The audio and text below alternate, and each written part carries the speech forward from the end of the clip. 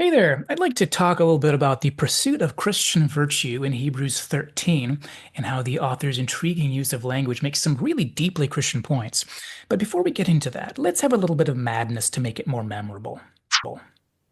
One day, brother lover, alien lover, and money lover met up in a bar. Brother lover said, You'll never believe what just happened. I was walking down the road the other day when I saw one of my coworkers lying on the side of the road bleeding. Well, I knew that I ought to love my neighbor as myself, so I got him a cup of coffee and I pulled out my phone to call for help. Then, while we waited for the ambulance, I stayed by his side to provide some much-needed comfort in his trying time. Oh, thank you so much. You'll never know how much this means to me. Well, alien lover nodded in appreciation, and then he said, Well, that's nothing. I was walking down the side of the road the other day when I saw a green alien lying on the side of the road bleeding. Or maybe the green was from a radiation accident, how should I know? But I gently pulled him into my car and drove him to my home so I could carefully tend to his oozing green wounds. He spent the night in our spare room across the hall from my grandmother. That evening I stayed by his side to provide some much-needed comfort in his trying time, and in the morning he headed off. Your actions have been greatly appreciated. May you live long and prosper, noble earthling. well, not to be outdone, money lover nodded his understanding, and then he said, Yes, well, that's nothing. You see, I was going down the road the other day when I saw, bleeding by the side of the road, Joy forevermore. All right, so now that you've met these three characters, which Hebrews 13 uses to teach us what true spiritual wholeness looks like for the Christian, okay, well, so they're not actually characters in Hebrews 13, pardon me. Just three words that I'm turning into three colorful characters, but these are three particular Greek words that stand out to me within Hebrews chapter 13, verses 1 through 6, and which I think can help us to explore and examine prototypical Christian virtue, the kind of prototypical Christian virtue that forms the essence of the Christian life. What the author of Hebrews does here is take a concept that was initially taught by Jesus, and you could say rehearses, paraphrases, maybe slightly expands those concepts. Maybe you could say he applies this concept from the teachings of Jesus to the lives of the audience. Maybe you could say a little bit of both. So let's talk about this passage and how the author uses thought-provoking language to expand or apply Jesus' teachings about the virtue-centered framework of Christian living. But let's first think about the context. So at what point are we coming in as we step into chapter 13?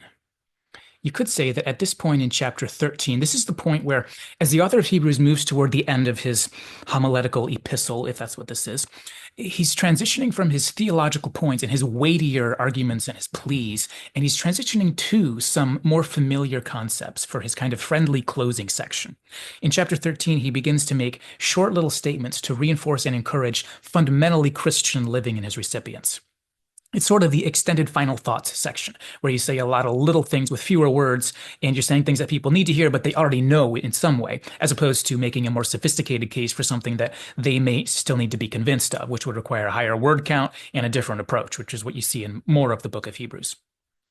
So we could think of this section, 13 verses 1 through 6, as the beginning of that final thoughts section. But at the same time, we could also think of it as the application point from the arguments from the previous chapter. So let's take a minute and think about what that previous chapter includes.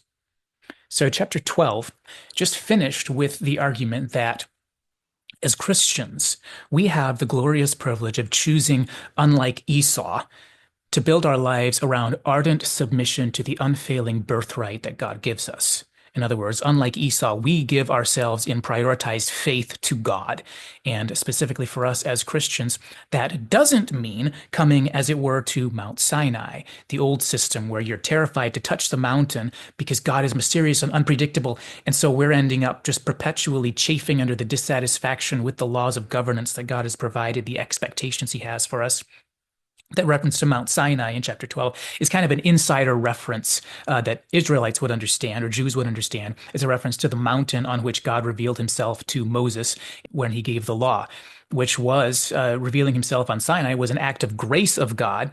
But the author here is using that symbolically as a visual shorthand to refer to Israelite faith apart from Jesus, the Jew who wants to live in the past, remembering that earth-shaking significance of that Sinai moment, but without the rest of God's work that followed it. The author of Hebrews says, if some people are doing that, they're kind of ill-advisedly trying to keep themselves perpetually at Mount Sinai, so to speak, at the terrifying mountain of fire and darkness and gloom and wonder, the unknown and the frightening. Then he says, for us as Christians, we are the people coming to Mount Zion, as it were, to a mountain that looks and feels very different from the earthquakes of Mount Sinai, and which is characterized by a glorious freedom and a hope and promise that transcends anything we could ever imagine. And even though those two symbolic visuals are intended to be opposite, the visual of Mount Zion isn't at its root less impressive or less important or less deserving of healthy fear than Mount Sinai, but actually more so. So now that you're not trembling in terror or intimidation from all the burning flames and the threat of death at the thundering Sinai, now that you're standing at the foot of Mount Zion, as it were, because you have met Christ, he's basically saying, don't shrink away at that point. Don't lose interest. Don't lose your sense of wonder, because Mount Zion, as it were, is more earth-shattering than Mount Sinai, so to speak. And whereas the fire on Sinai may have felt more spooky and intimidating, the fire of Mount Zion is the fire of the great eschatological hope. Because when the entire world folds up together, that's when only the sacred ground of Zion is going to remain. The path of Zion may feel outwardly less scary, less outwardly terrifying, less darkly mysterious, less of what seems to be a yoke of burden on you. But it's also the only way of life, the only bridge of safety when the world bursts into flames. The magnificent sacred mountain of Zion is the only oasis bubble in the great heat death of the known universe, as it were. The kingdom of God, the kingdom of Jesus Christ, the deathless life that alone is true life, the eschatological society into which we invest ourselves as followers of Jesus. This is the unshakable telos toward which we live, and out of which we now live in prospect. It is, so to speak, the great and majestic, shining and glorious and safe Mount Zion. So, chapter 12 emphasizes don't neglect the Christian path in favor of indifference like Esau, and definitely don't neglect it in favor of sticking with the old, sticking with fear and uncertainty and straining after something that's just always out of reach. Because even though it might seem like a safer and more familiar way to live, that's only if you're seeing it wrong. Because that amounts to actively rejecting the culmination and meaning making that anchors everything good that God has ever done or said. Because it's rejecting the light of Jesus and rejecting the unshakable hope, rejecting the only city of refuge that transcends this broken world, rejecting the God who has spoken through Jesus Christ, who is the only God. It would be to relegate yourself to the quaking and breaking ground of earth that all too soon will start to burn red when the celestial city that can't be shaken stands before you. Anyway, so after filling out this colorful picture in chapter 12 of us as Christians being the non-Esau people who choose the path of spiritual hunger, unlike Esau, of us not being called to Mount Sinai, as it were, what we associate with Mount Sinai, but of being called to something so much more comforting and glorious and earth-shatteringly necessary, Mount Zion, we could call it, i.e. the glories of the Christian faith that we rightly associate with the New Jerusalem, the glories that are the fulfillment of everything that any version of the earthly Jerusalem was ever supposed to represent. So after all of that, the author transitions into his final section filled with short thoughts, like I mentioned, which is the beginning of chapter 13 in our modern English Bibles. You know, at that point, it's only natural that he would begin with things that represent the core of this new kingdom living, the core of the lifestyle teachings of Jesus, the core of the kingdom ethic and the kingdom virtue that Jesus taught for those who follow him as children of the kingdom, heirs of the kingdom, citizens by rebirth of the kingdom of Jesus Christ, the children of that celestial kingdom, which is going to remain when both the earth and the sky are shaken in the consuming flames of eschatological consummation. How do those children live? And that's what we get here. It's nothing new that he's going to share here. here in 13 verses 1 through 6. In a way, reading it in English at least, it almost sounds like it's kind of coming off the top of the author's head because it's things that are so fundamental to the Christian way of life and to the teachings of Jesus that to remind someone to keep on being deeply and fundamentally Christian as a figurative Mount Zion citizen, these are the kinds of concepts that just naturally follow. In other words, you could say if the teachings of Jesus are the fuel and the map that governs your mind and the direction of everything you say, then these kinds of concepts that he effortlessly touches on at this point are kind of the most natural way to just describe and remind one another how to live. Which is why it's almost like the thrust of the whole paragraph is basically just love well and keep on loving well in all the various kinds and ways of love. And then in contrast to false loves, and underneath it, fueled by the nearness of God. Love. That's basically what he says. He basically says, love well, keep on loving well in all the various kinds and ways of love, in contrast to false loves. And then underneath it, fueled by the nearness of God, love. That's basically this paragraph. In that sense, it's kind of similar in a way to what we get, for example, in the book of James and First Peter, and other places in the New Testament where the text is pretty clearly an expansion or an application or a rehearsal or an extension of some of the core teachings of Jesus that have really become ingrained into the minds and hearts of the apostles. So that's some background and context. That's the context of the kind of thing that I think we would be justified in thinking about as we come to this passage in 13 verses 1 through 6. And this is where we come to the various different kinds of love that I talked about in my mad, crazy little nonsense intro there, where I basically illustrate 3 kinds of love with 3 of these colorful characters, just because sometimes that kind of thing helps it stick in your memory and maybe trigger some imagination and have some fun while we're at it. And for myself, when I started really thinking about all this, this is a little while ago, and I was reading Hebrews 13 as part of my personal devotions, and I was using kind of a slow and meditative Bible reading approach. And as I was going, I just kind of found myself intrigued by this one particular pattern that stood out to me in relation to the Greek words that were used in the beginning of this passage here. Now, I was reading in English. I don't do a lot of straight reading in Greek, except in very easy passages, because my skill at biblical languages is still shaky at best. But a lot of the time, I'll be reading in English, but I'll bring up the Greek text out of interest when I have either some reason to think that some part of the passage might look more interesting or look more artistic in its original form, or maybe if I'm just struck by some concepts and I want to see the phonetic and maybe some of the lexical aspects of what's underneath it. But anyway, so I was reading in the English here while paying attention to some of these linguistic elements when a really interesting pattern jumped out at me. So I was at the beginning of chapter 13, and like I said, it does seem like chapter 13 is the beginning of a new section. The content has shifted a little from chapter 12, and in light of chapter 12, we can really think of 13, 1 through 6 as kind of a ground level reminder of what fundamentally Christian living looks like. And then you notice that this beginning of this new section in 13 verse 1 basically begins with a pairing of 2 words that sound almost exactly the same, almost like it's supposed to roll off the tongue. He Philadelphia meneto, tes philoxenias, me epilanthanasta. To use a hyperliteral English translation, that would basically be the brother love, let it continue. The stranger love, don't overlook it. So a nice little parallel, and it kind of rolls off the tongue with these 2 particular words that are quite similar. These 2 particular words, they're both compound words, etymologically speaking, Philadelphia and Philoxenia. Compound words meaning that at some point in the history of the language, the word had been coined by combining 2 other words. Usually compound words in a language, usually they come to gradually develop a meaning of their own, like in English, the word seahorse, for example. But if you're a speaker of the language, then you might notice those component parts at the level of association. You know, when you hear seahorse, it's not a horse, but you still kind of think horse in your head a little bit. But usually the only time you'll really notice the component parts of a compound word is when you're engaged in some kind of artistic or literary context, such as poetry or music, or especially in humor, we might notice that.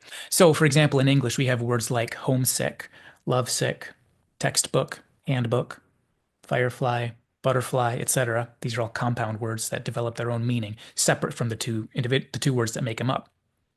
Sometimes the meaning is an obvious connection between the 2 parts of the compound word. Other times, it has kind of developed its own unrelated meaning, and the only thing that's left is the form of those 2 words that made it up, and maybe some connotation. So on the one extreme, homesick would be an example of the one extreme, because it is sort of a sickness on an emotional level that has to do with one's home. Homesick. And butterfly would be an example of the other extreme because it really has nothing particularly to do with butter and nothing particularly to do with flies.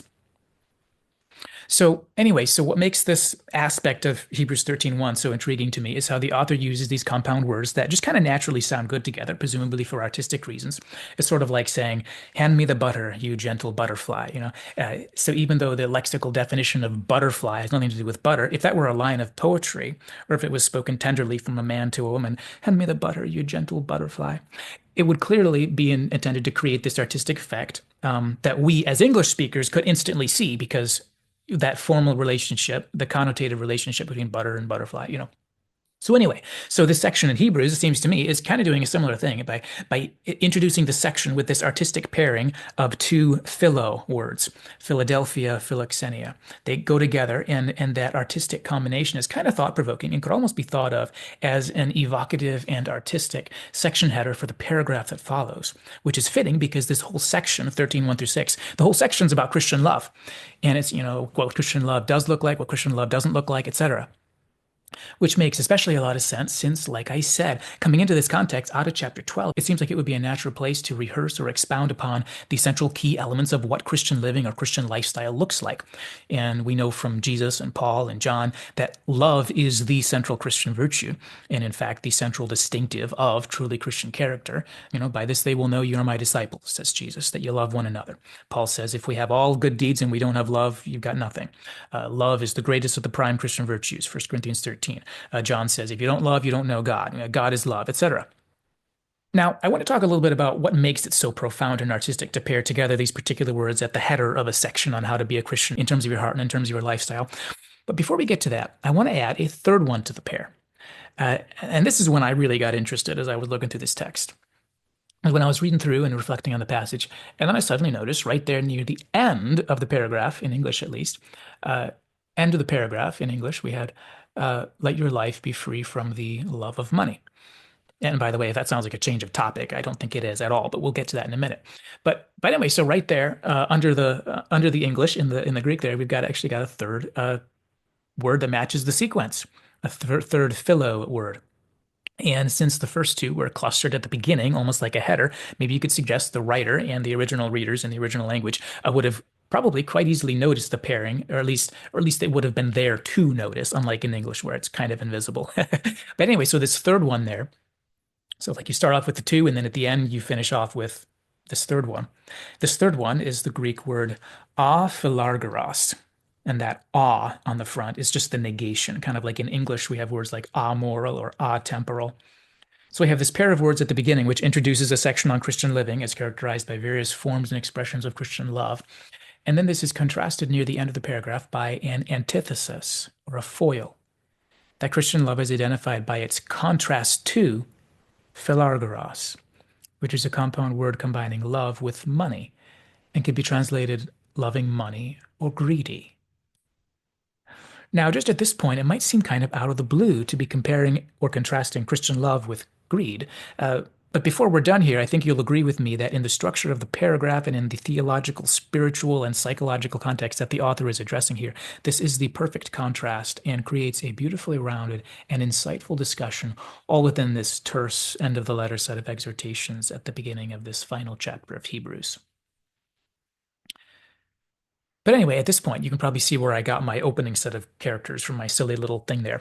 It's the sequence of wordplay imagery from the compound words in the Greek text, consisting first of love for brother, next of love for stranger, which means hospitality, and finally love for money, which means greed. One day, Philadelphia, Philoxenia, and Philarguros met up in a bar. Philadelphia said, "You'll never believe what just happened. I was walking down the road the other day when I saw one of my coworkers lying on the side of the road bleeding. Well, I knew that I ought to love my neighbor as myself, so I got him a cup of coffee and I pulled out my phone to call for help. Then while we waited for the ambulance, I stayed by his side to provide some much-needed comfort in his trying time." "Well, that's nothing. I was walking down the side of the road the other day when I saw a green alien lying on the side of the road bleeding. He spent the night in our spare room across the hall from my grandmother. That evening I stayed by his side to provide some much-needed comfort in his trying time, and in the morning he headed off."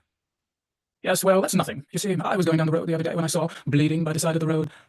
Joy forevermore. So that first word, Philadelphia, translates into brotherly love in English. The Standard Biblical Greek Lexicon, BDAG, 3rd edition, indicates that the word is used in extra biblical sources in the literal sense to refer to love for an actual biological brother or sister by blood. And it's also used in biblical and other Christian contexts, quote, in the transferred sense of affection for a fellow Christian. This makes sense since the term brother became a standard expression pretty quickly within first century Christianity and has often been identified as one of the most frequent insider terms that Christians use for one another, in addition to other terms like saints and believers and things like that.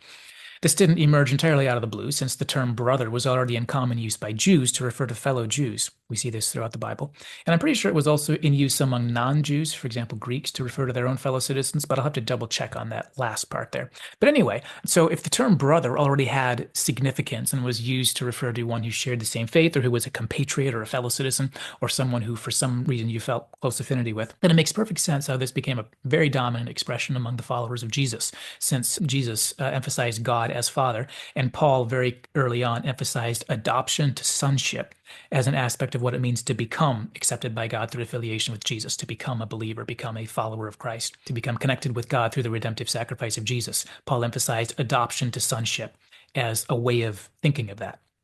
And then we even have a text like Hebrews 2, verse 11, that indicates that Jesus, quote, is not ashamed to call them brothers. The concept of brotherly love may remind you a little bit of the expressions in the Torah, which Jesus emphasized as being the center of the law, the concept of loving God above all, and then of loving your neighbor as yourself. In a way, I mean, you could even suggest that loving your neighbor is almost, it's not a synonym, but it's almost like a synonym for loving your brother.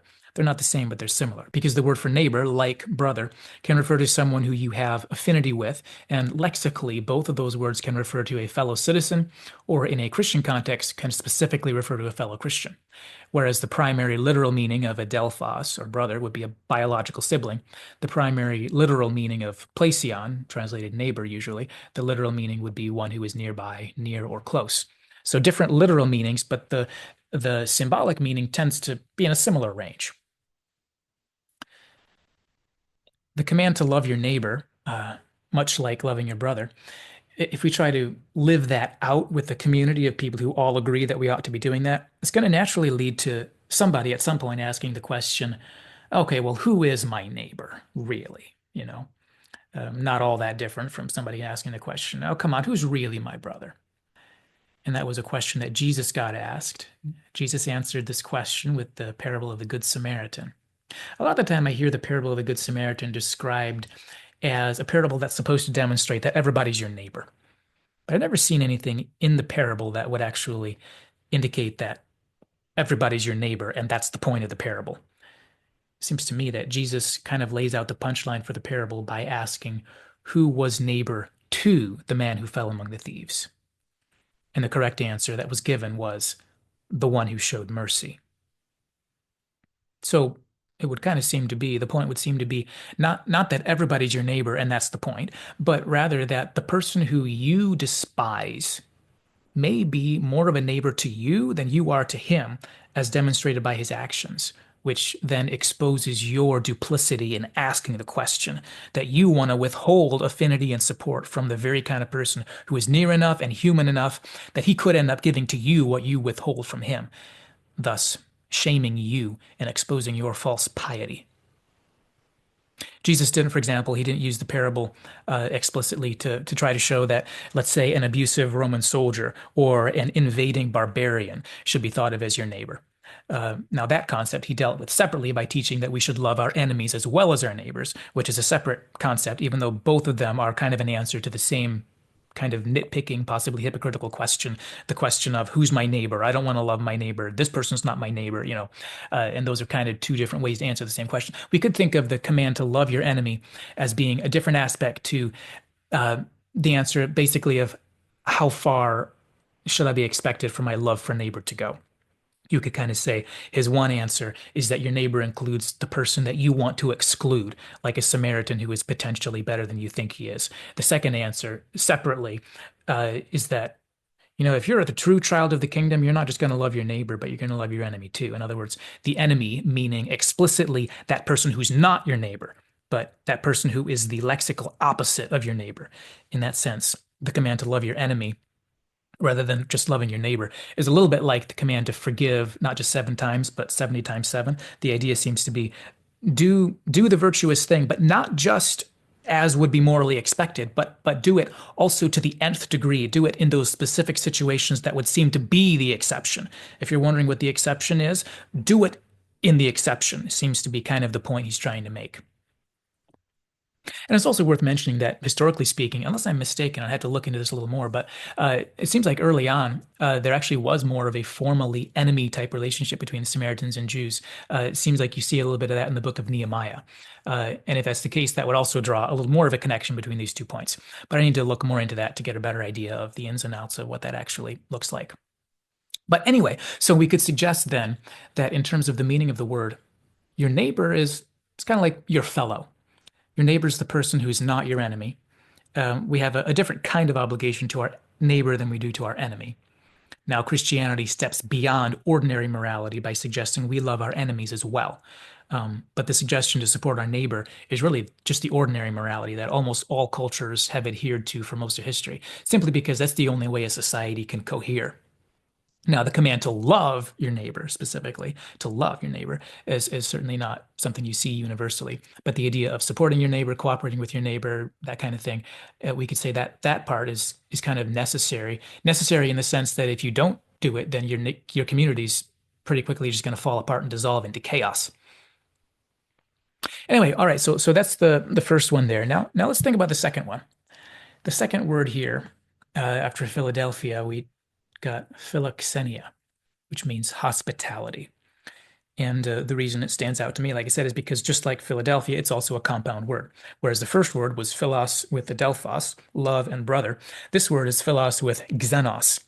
Xenos meaning an unknown, a stranger, foreigner, unfamiliar, or an alien. And of course, when we say alien, we're talking alien in the more formal or the archaic sense, meaning a foreigner or an outsider. But I can't help using the word alien since it's such a wonderfully colorful word, and especially since the good old King James Bible uses the word 8 times in that archaic sense in translation of various Greek and Hebrew words.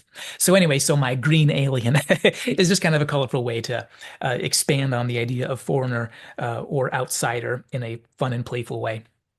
It's that person who's unlike you, who you can't relate to, who doesn't share your values and customs and ways of communicating, that person you don't get and who's not going to get you.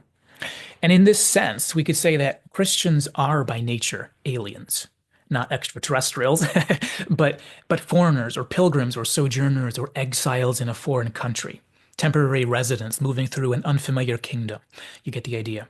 1 Peter 1, we are alien to the people and cultures around us, and the people and cultures around us are alien to us because we are outsiders, foreigners, people displaced from their homeland. But even though the compound word comes from philos plus xenos, that's not the meaning of the word, just like butterfly doesn't mean butter plus fly. Philoxenos actually means hospitable, and the form used in this verse, philoxenia, means hospitality. Philoxenos is the adjective form, philoxenia is the noun form. So for some context here, hospitality had a role in the ancient world that it doesn't tend to have as much today. In our modern world, there's some benefit, certainly, to inviting someone into your home or giving them something to eat, particularly if they've been doing a lot of traveling or whatever. But if you're a little too busy for that, well, there are plenty of restaurants and hotels and Airbnbs or whatever, so they can definitely get what they need. But in the ancient Near East, it was kind of different. If we think back, let's say, to the patriarchal period, so the days of Abraham and Job and Isaac and everybody else, back then, hospitality was kind of the difference between somebody having a pleasant evening versus someone spending the rest of their evening trying to find some safe place to sleep, hopefully find something edible to eat, So hospitality was pretty important. It was part of life. And that's part of the context into which we should insert all those countless Bible stories in which some traveler comes to visit somebody else, and then they share a meal or two, probably spend the night before heading off the next day, or maybe heading off the next week. In that culture and time, the question wasn't whether you were going to make decisions about hospitality, but whether you were going to do so well or do so poorly. Whether you did a good job at hospitality or not so great a job, or worse yet, refusing to engage in it at all, like Nabal in 1 Samuel 25.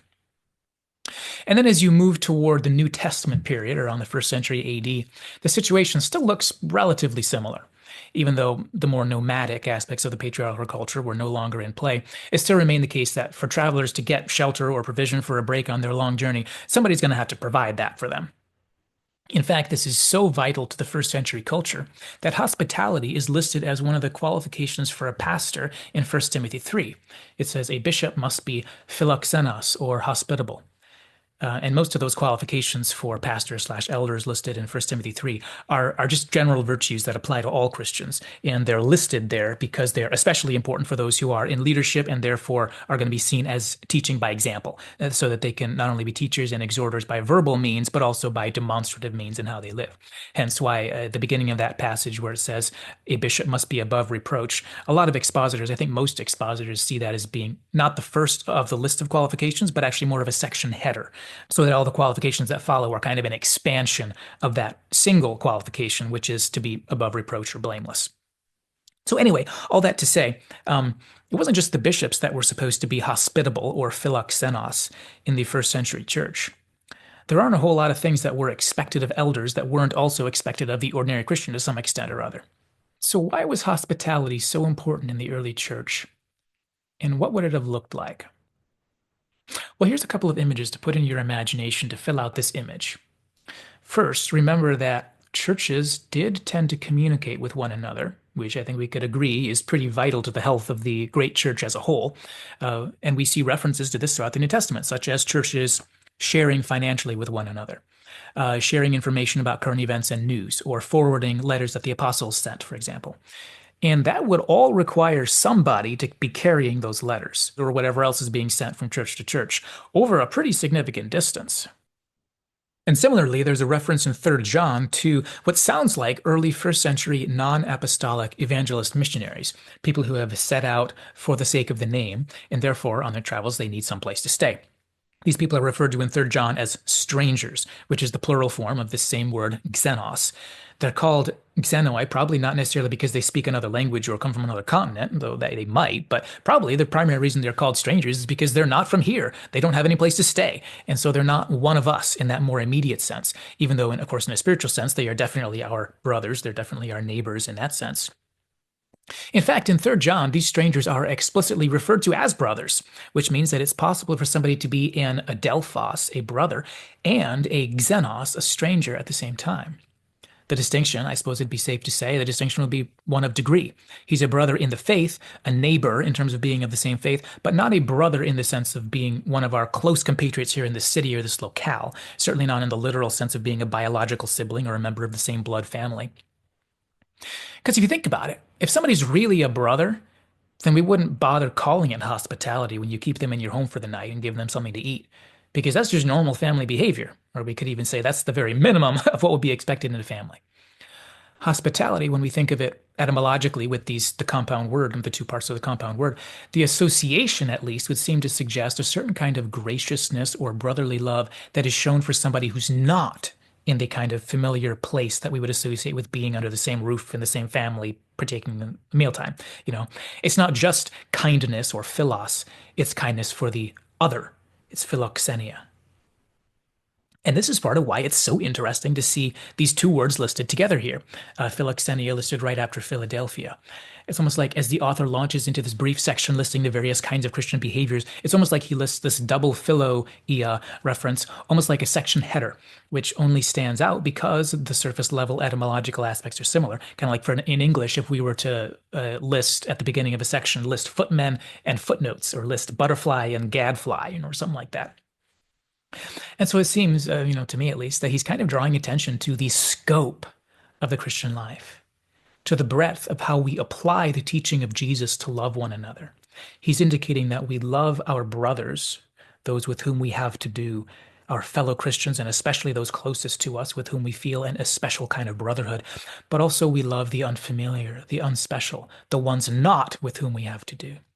In the first case, we could call it the socially proportional love. You treat a brother with a brother's kindness, a sister with a sister's kindness, a son or daughter with a son or daughter's kindness, a grandparent with a grandparent's kindness, etc. But in the second case, we could call it socially non-proportional love. That's when you invite your second cousin twice removed into that particular space that's reserved for your children and trusted servants. That's when you invite, in some cases, a complete stranger you never met before into that space that's reserved for your children and your trusted servants, as it would be in the hospitality stories in Genesis, for example, when a traveler who was a complete stranger and came to receive hospitality. And this would even include people that we would call brothers, but they aren't brothers in that particular way. So yes, hospitality in the New Testament would definitely include hospitality for traveling letter carriers or news carriers from another church. And yes, it would definitely include those who have gone out for the sake of the name, like in 3 John. But it would even apply to hospitality for your own local church. That, I think, would probably be Philoxenia as well. Opening your home, that place that's set apart for your spouse and children and servants and probably some extended family as well, but opening that kind of vulnerable personal space to the local community of the faith who don't live there. Opening it to your spiritual brothers and sisters who are, as far as your individual home is concerned, even though they're your spiritual brothers and sisters, as far as your home is concerned, they are strangers and aliens. They don't belong there. But under the banner of Philoxenia, for a little bit of time, maybe they can belong there. Especially since in the first century, there's no such thing as a church building. So the spiritual community's got to meet somewhere. um, so this interesting pairing of these two words reminds us a little bit, I think, of the breadth and scope of what Christian love actually entails. Sometimes Christian love involves familiarity and affinity, and sometimes it involves the very absence of familiarity and affinity, the hospitality dimension that entails vulnerability and cost and effort. To plug these concepts into our modern world, in which hospitality per se doesn't mean quite the same thing it did back then, I think maybe we could consider something like this. We as Christians are to actively live out love toward those who are familiar and close, and also to actively live out love toward those who are not our neighbor, because we are costfully and riskily inviting them into the space they haven't earned, the space that is not proportional to their station. They become brothers or they become neighbors in a way and a degree that wouldn't ordinarily be proportional to their role.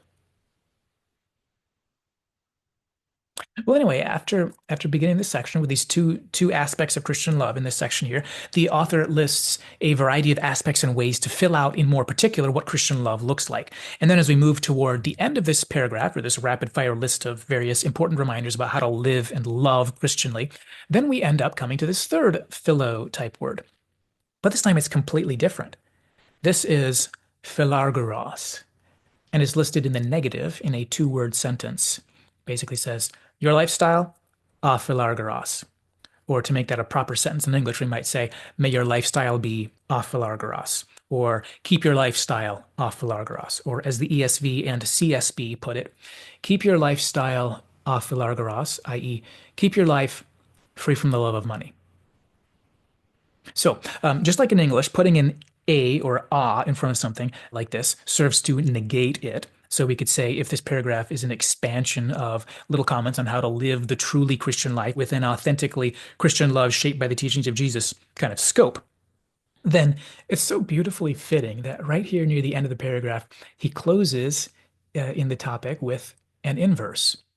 It's the not this one other kind of love. So after starting with multiple versions of it is this, now we finish with, and it's not that. It is this, and this, and this, and it's not that. The standard lexicon of Koine Greek defines Philarguros as fond of money or avaricious. And it defines Philarguros as not loving money or not greedy. So we could suggest one immediate recognition that comes from noticing this pattern in the words is to realize that within the nature of the social order of humanity, one can love his neighbor, one can love his stranger, and one can love the stockpiling of security, i.e., money. I call it the stockpiling of security because not every generation has the same financial layout of the society, but every culture in time has humans needing some kind of collateral or bargaining power with which they can feel secure within the larger human community. And generally, that's the role for money. The more money you stockpile, the more security and provision and personal position you have accrued. In that sense, I think it's completely realistic to reframe the concept of love of money into the slightly more universal modern English word greed.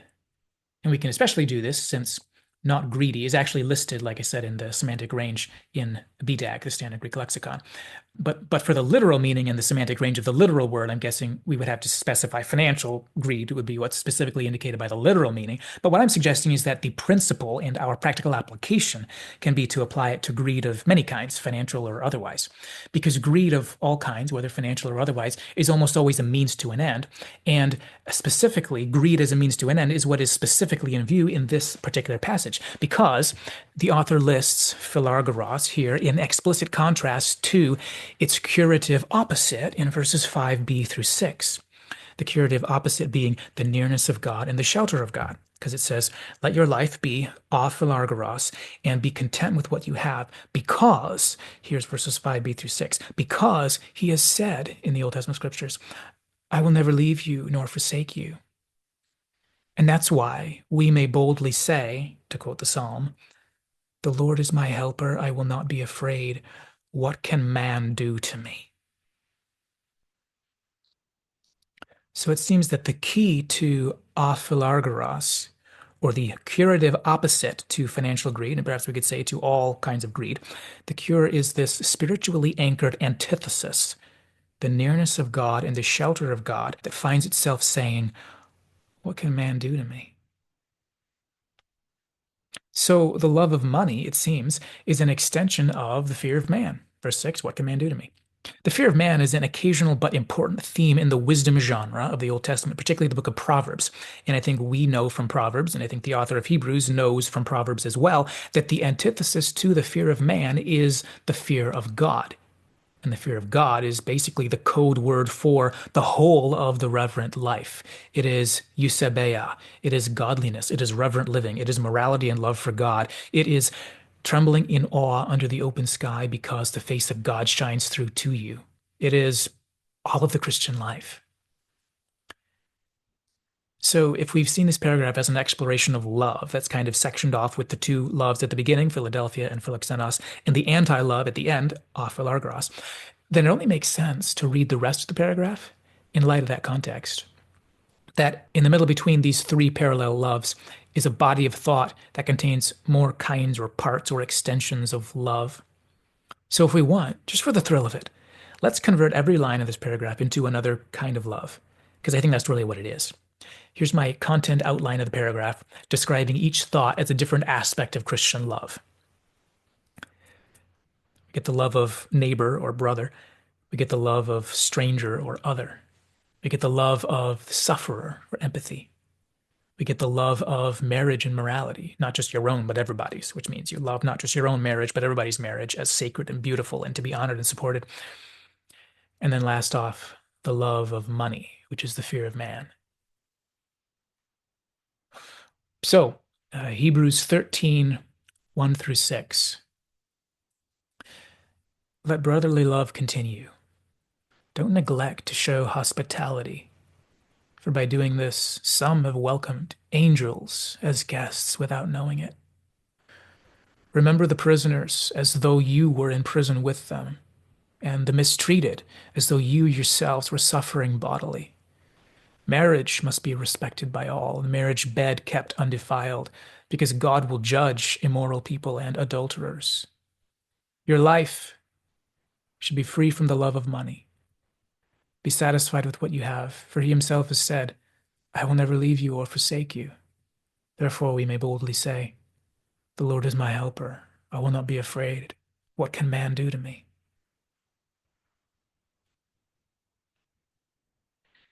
And you know what? At this point, I think it's only natural to just start at the top of the list and contrast each item with the fear of man. Item 1 is not the fear of man. Item 2 is not the fear of man, etc. Each of these are the fear of the Lord. They are the outworking of eusebeia and reverent living. They are the outworking of what happens when one sees in the sky, whenever he looks, the face of God. And so he steps onward with trembling. When you look at the clouds, you see the face of God. When you look at the treetops, you see the face of God. When you look at the ugly ceiling of your building, you see the face of God and you tremble. That is the fear of God. That is reverent living. That is all the above kinds of love except Philarguros. And that is the comfort and freedom and shelter from the fear of man. So let's take a minute and think about this. Christian love of neighbor or brother is not the fear of man, it's the fear of God. Christian love of stranger or other is not the fear of man, it's the fear of God. Christian love for the sufferer or Christian empathic love is not the fear of man, it's the fear of God.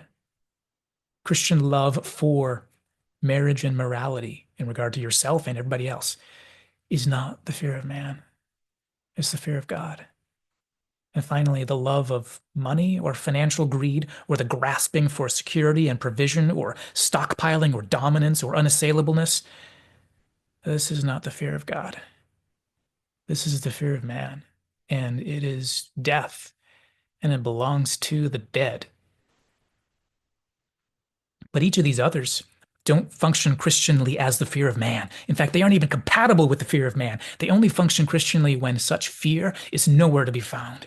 They function the most Christianly as the outworking of eusebeia and reverent living, as the outworking of what happens when you see in the sky the face of God, and so you tremble in awe as you step forward, and you rest in joy no matter what you go through. That's the fear of God. That is reverent living. That is all the above kinds of love, except Philarguria. And that is the comfort and freedom and shelter from the fear of man, even if you have to suffer for that faith.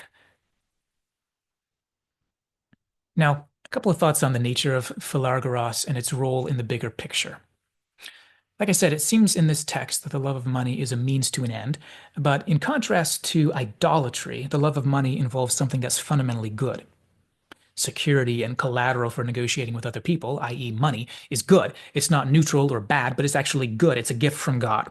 In contrast to idolatry, what we have here is not something that is fundamentally antithetical to remaining a Christian, not something that amounts to a denial of your faith by its very presence in your life, but actually instead something that's good by its nature. The cynical sage in Ecclesiastes even went so far as to provocatively goad, "Money answers everything." He's kind of being cynical and provocative, but he gives that provocative adage, "money answers everything," in the context of exposing the futilities of the lazy fool, who could either be destitute because of his laziness or who could be full of money right now, but he's about to lose it because of his laziness. So in this passage, the futility of the lazy fool is not completely without an answer.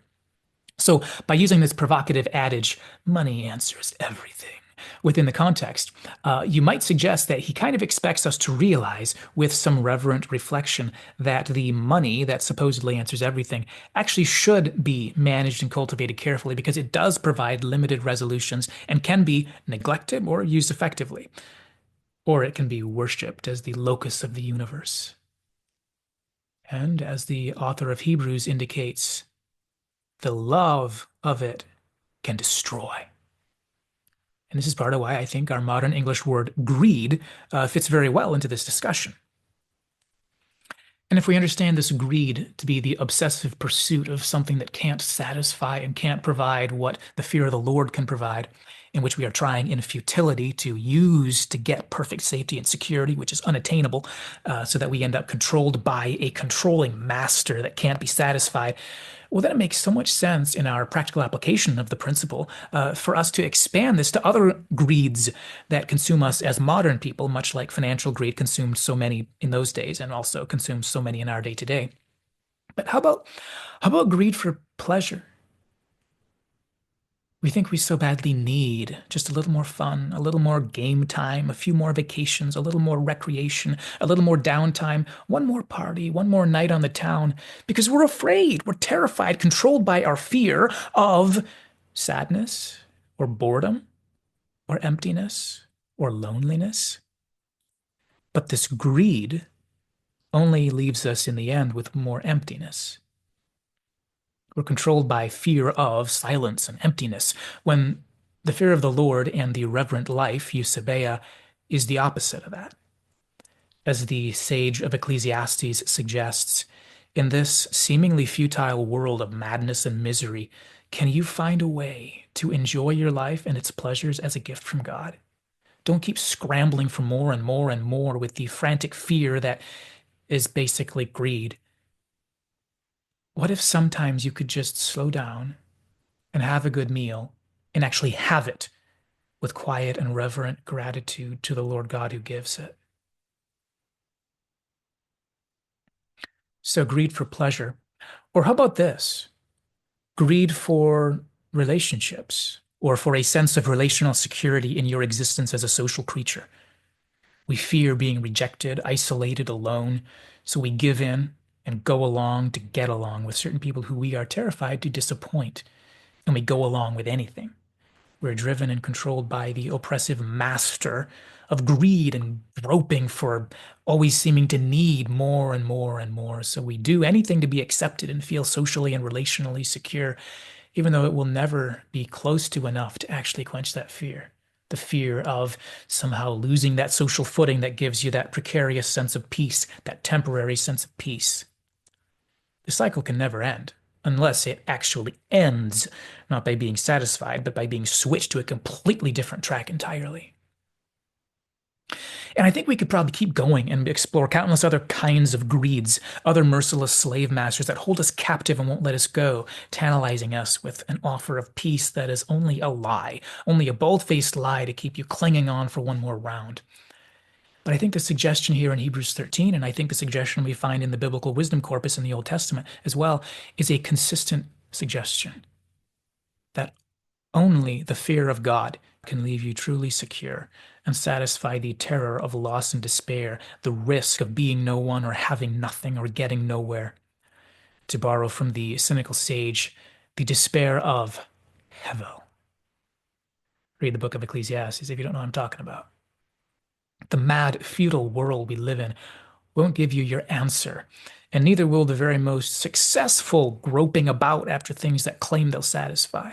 They won't resolve it for you if you pursue them as a failure, and they won't resolve it for you if you pursue them successfully. So, futility, greed, longing, love, the kingdom of God, the kingdom of the love of God. Have a good one. I'll catch you around.